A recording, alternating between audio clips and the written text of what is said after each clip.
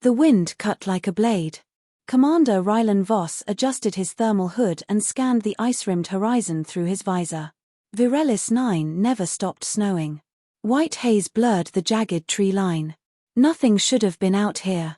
Nothing human, at least. Then he saw movement, small, staggering, then a collapse. He froze. Two shapes. Barely upright. One pulling the other. Not drones. Not wildlife. People. His boots crunched across the frost as he moved fast, hand instinctively brushing the weapon at his hip. They were close now, figures slumped together near the perimeter beacon. Skin green, hair violet, bodies trembling and nearly bare. One looked up, her lips cracked and trembling. Her voice came out raw, desperate. "Please, we are lost, human." Rylan knelt, blinking. Alien. Humanoid. Their skin bore bruises and shallow cuts. One of them had a shoulder gash that hadn't clotted. No gear. No ID. No explanation. His mouth was tight. "You're not supposed to be here." The one still conscious held the other close. "Help her. Then, you can decide." He hesitated, but only for a second. Inside the outpost, the heat hissed as the autohearth kicked in. Rylan laid them near the fire, wrapped in emergency blankets. The taller one, alert and stubborn, watched him like a cornered animal. The smaller girl was unconscious, breath shallow. "Your name?" he asked, pressing a bioscanner to the injured one's wrist. The older one hesitated. "Syrah. This is my sister, Nola." He nodded slowly. "I'm Rylan. This is a restricted zone. You crossed a border that doesn't forgive trespassing." Her gaze didn't flinch. "We had no choice." The scanner beeped. No pathogen alarms. No known registry either, unlisted species variant. He handed her a protein ration. She looked at it like it might explode. "It's food," he muttered. "You're freezing and malnourished." She took it, tearing a corner off and pushing it into her sister's mouth first. Only after Nola swallowed did Syrah eat. Rylan stood back, arms crossed. "How'd you get past the orbital blockade?" Syrah didn't answer. "Did you crash? Escape? You know what harboring unregistered aliens means, right?" Still silence. Then, softly, "Yes. But she was going to die." His jaw tightened. Outside, the storm thickened, painting the windows with frost. He could report them right now. Protocol was clear. But something in their eyes, especially hers, clashed with everything that protocol was built for. Syrah looked down. "You can turn us in. Just let her rest. Please." She didn't beg like a refugee. She spoke like someone who'd already lost everything. That night, Rylan sat in the workshop, staring at the comm terminal. One message to Central Command, and this was over.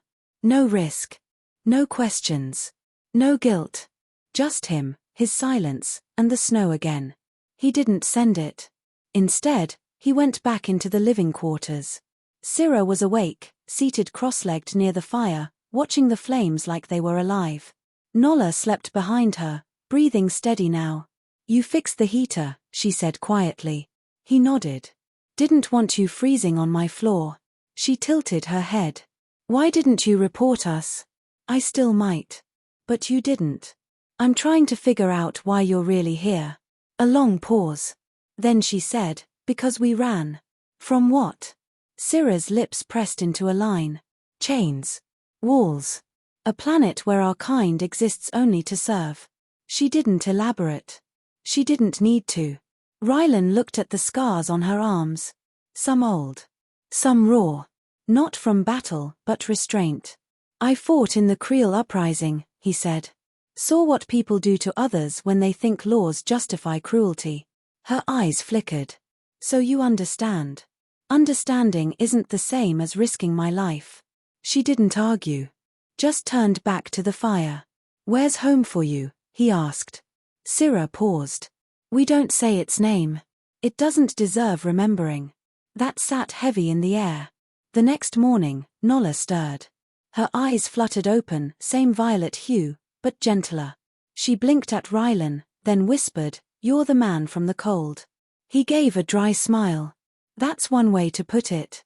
Syrah hovered beside her, brushing a strand of hair from her sister's face. She kept calling for you, Ryland said. Even in sleep. I promised I'd keep her safe, Syrah replied, voice firm. He nodded. You still planning to leave? She didn't answer. Nola looked at him, then at the room, the fire, the blankets, the quiet hum of security shields. Her expression was soft. Hopeful. I like it here, she said. Ryland didn't say it, but part of him agreed. The silence was changing. Less empty. He glanced out the window. Snow was falling again, slower now. Peaceful. But his gut tightened. He'd broken a rule the moment he let them in. And rules, on Virelis 9, were watched closely. Still, as he turned back, the two of them curled near the fire, Nola's head on Syrah's shoulder, both eyes watching him now. He didn't regret it. Not yet. And maybe, not ever. Rylan woke to warmth that didn't belong. Syrah was asleep on the floor beside the fire, her arm curled protectively over Nola. The two sisters huddled together, barely moving, breathing in sync. It should have been a strange sight, alien and out of place in his rigid, quiet life. But it wasn't. It felt expected. He moved quietly into the galley, set water to boil, and began rationing out the last of his preserved nutrient broth. Enough for 3 now. He didn't mind. Nola peeked into the room moments later, clutching a blanket too big for her frame. Smells like warmth, she murmured. That's because it is, Rylan replied, handing her a steaming mug. She took it with both hands, sipping carefully. You're kinder than we were told humans are. Who told you that? She hesitated. The people who owned us. That word, owned, hit hard. She didn't say it with drama or resentment. Just fact. Syrah appeared in the doorway behind her, face stern but less guarded than before. We'll help with whatever chores you have. We won't stay long. I didn't ask you to work, Rylan said. You didn't ask us to stay either, she replied. He gave a faint smirk. Fair. The next few days passed with quiet rhythm. Rylan fixed the broken solar relay while Syrah helped reorganize storage. She moved with military precision, cleaning weapons and sharpening tools like it was second nature. She didn't speak much unless it was practical until the 3rd evening. He found her in the generator shed, rewiring a corroded fuse box. You've done this before, he asked. She didn't look up. We were maintenance slaves before we escaped. I learned fast or watched others get punished. Her voice was calm, empty of self-pity. Rylan watched her fingers work with practiced steadiness. You're not slaves here, he said. Syrah paused. Then what are we? He opened his mouth to answer but didn't. Because he didn't know. That night, the wind howled louder than usual. Temperatures dropped. The heater flickered, backup capacitors were still struggling. When the lights finally gave out, Rylan lit a fuel lamp and found the sisters curled beneath a single blanket near the wall, shivering. You'll freeze like that, he said. We've survived worse, Syrah murmured. I'm not asking. Come here. They hesitated, then followed him to the hearth. He grabbed the emergency thermal sleeping bag, the only one rated for sub-zero exposure, and laid it out. There's room, he said. We'll keep each other warm. They stared at him, wary. Nola climbed in first, tentative. Syrah followed slowly, never turning her back on him. Rylan slid in last, keeping a careful gap. None of them spoke. But in the dark, Syrah's voice finally broke the silence. You lost someone once. His chest tightened. A lot of someone's. Family. Squad. I watched them burn in a refugee crossfire. All to protect a girl younger than your sister. Syrah didn't respond. But after a moment, he felt her shift closer, just enough for her hand to brush his arm. It stayed there. The next morning, Rylan made contact with the orbital relay, nothing dangerous, just a standard diagnostic ping. But the response came with a delay. 30 seconds. Too long. He stiffened. Something had triggered the system.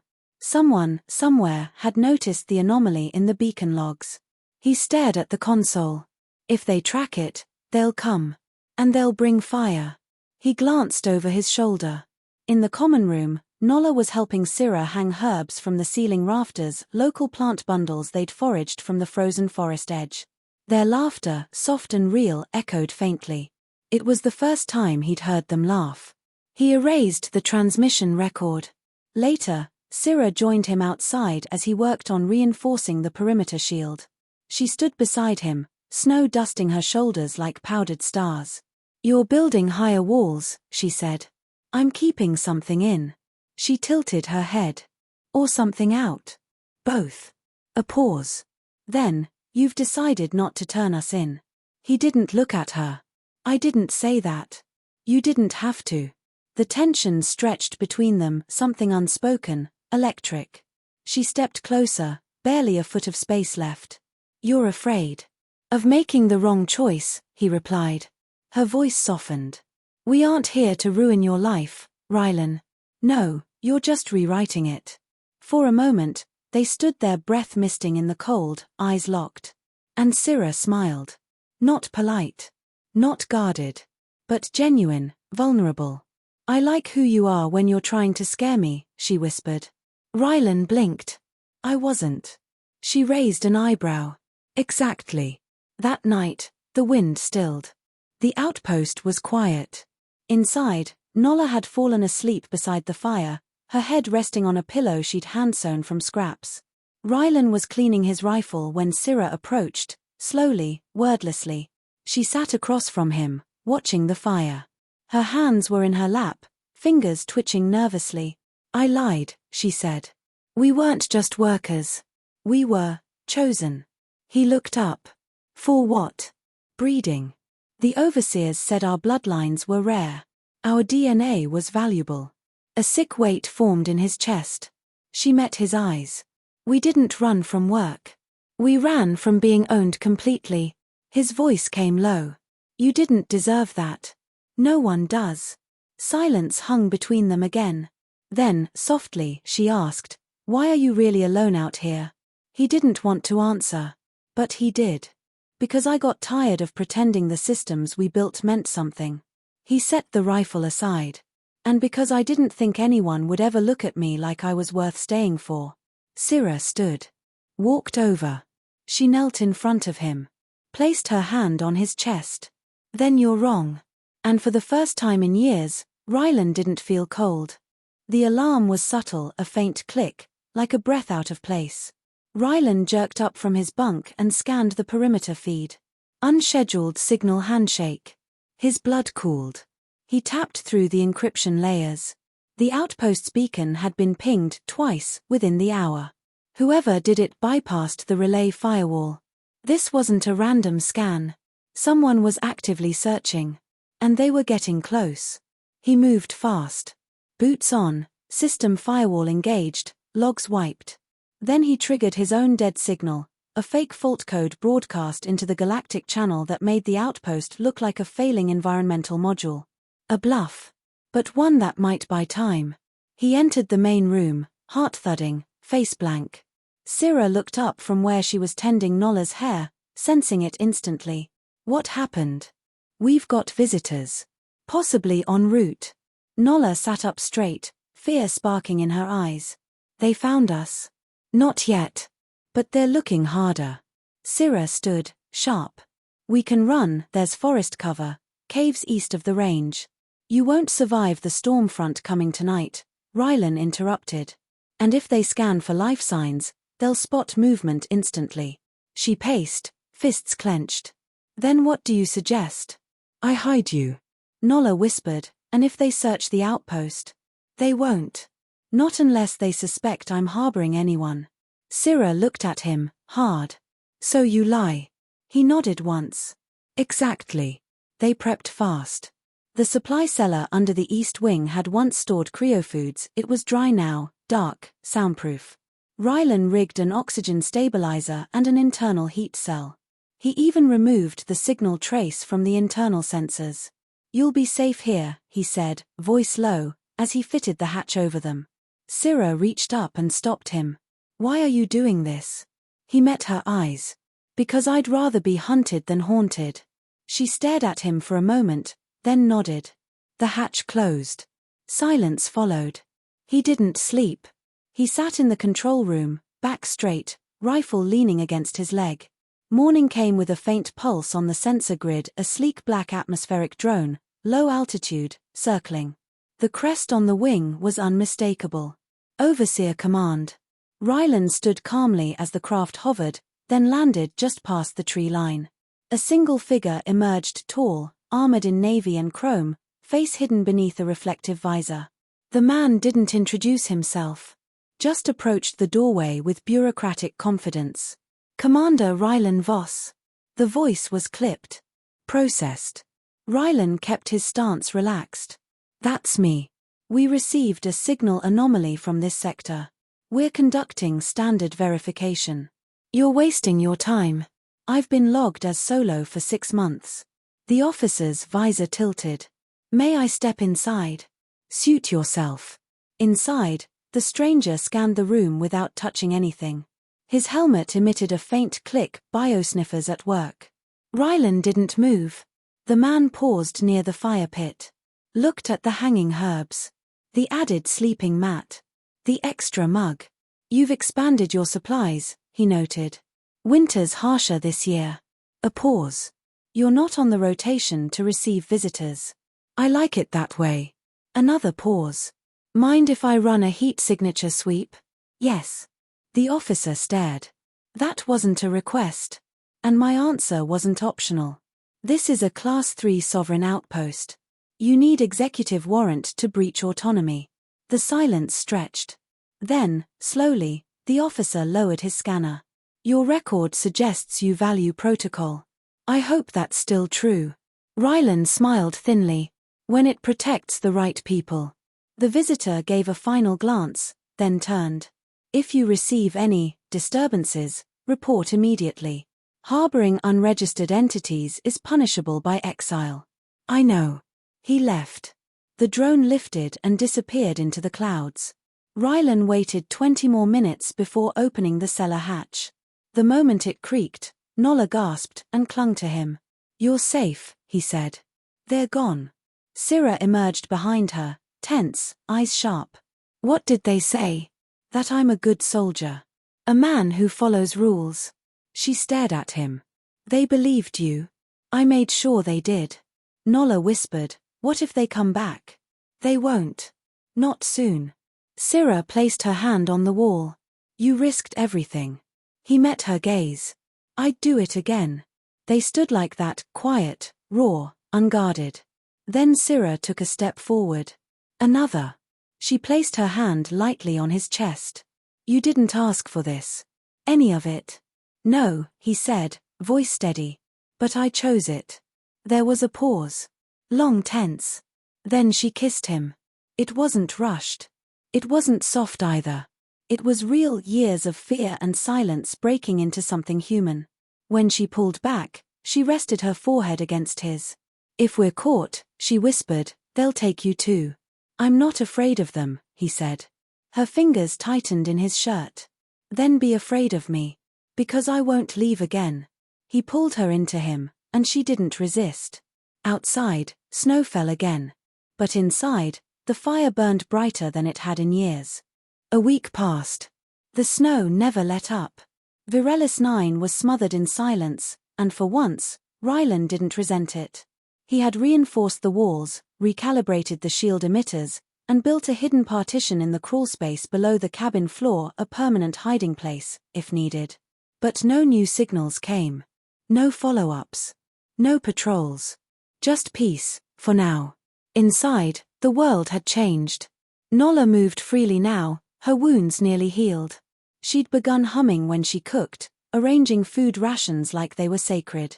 Syrah, always alert, had relaxed just enough to let down her hair at night. Literally. She let it fall loose, violet strands glowing faintly under the lamplight. She rarely smiled, but when she did, it felt like warmth cracking through stone. Rylan had never lived with anyone before. Not really. The air inside the outpost was different now. Fuller. Every room held sound, soft footsteps, whispered jokes, the rustle of blankets being folded. Life had crept in, and it wasn't leaving. Not that he wanted it to. That evening, He stood by the window watching snow drift in patterns against the force field. Syrah came up behind him, barefoot, arms crossed over a thermal shawl. "They'll come again, won't they?" she asked. "Eventually," he said. She leaned against the frame beside him.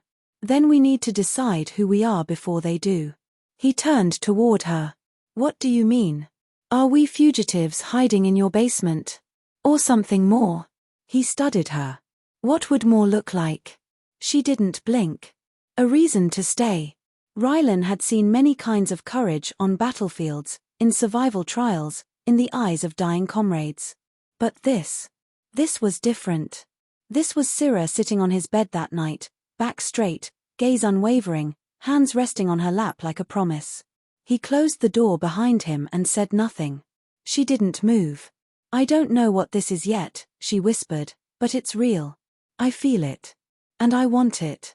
He approached her slowly, each step deliberate. "You don't owe me anything. This isn't about owing." She stood, meeting him in the middle of the room. "You saw us. Not what we were made to be, but who we are." They didn't speak again. Not with words. Her breath against his skin.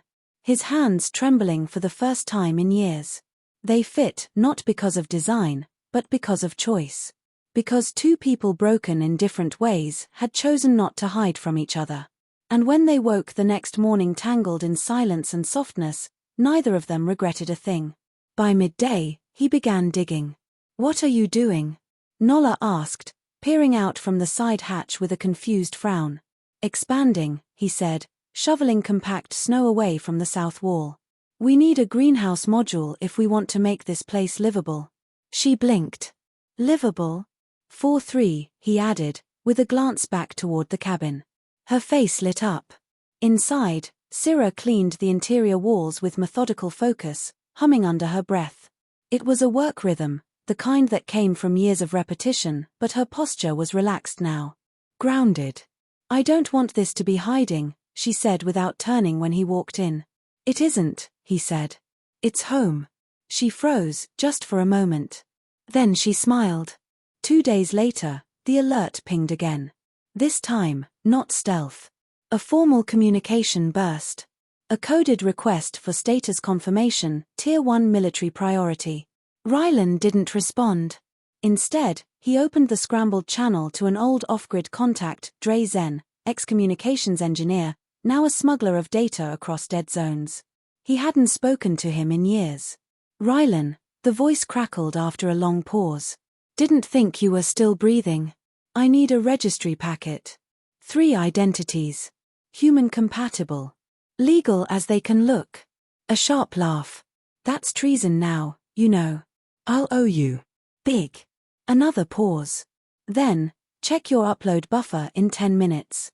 The line went dead. Rylan exhaled. When he turned, Syrah was leaning in the doorway. "You're not just hiding us anymore." "No," he said. "I'm making you visible." The IDs arrived that night. New profiles. Full medical logs. Immigration stamps retrocoded to match the last official transport in the region. The names weren't real, but they would hold under any patrol's inspection. Syrah stared at the chip slate in her hands. "These are ours." "Yes." "Won't this put a target on you?" "I'm already marked," Rylan said. "Might as well be marked for something I believe in." Her eyes didn't leave his. "I've never belonged anywhere," she whispered. "Until now." He stepped close. "Then stay." She reached up, resting her forehead against his. "I already have." Spring on Virelis 9 was theoretical, barely a degree warmer and maybe 3 hours more light. But the day the new power node came online, Syrah dragged Rylan out to the clearing behind the outpost. Nola followed, clutching a jar with something green sprouting from it. "What's that?" Rylan asked. Nola grinned. "A tree san. From our world. It only grows where it feels safe." She knelt in the snow and planted it carefully, patting the soil. "Now it can grow here, too." Rylan knelt beside her, brushing snow from the roots. "It's fragile." "That's the point," she said. "So are we." Syrah took his hand and stood beside him. The cabin behind them wasn't much. Just metal walls, outdated tech, and patched power lines. But it held something real now. Something alive. Family, not by blood. Home, not by design. And when Rylan looked at the two women beside him, watching a tiny green sapling stand proud in frozen ground, he didn't see fugitives anymore. He saw everything he didn't know he needed. "I was wrong," he said quietly. Syrah turned. "About what?" "I thought I was rescuing you. And you rescued me first."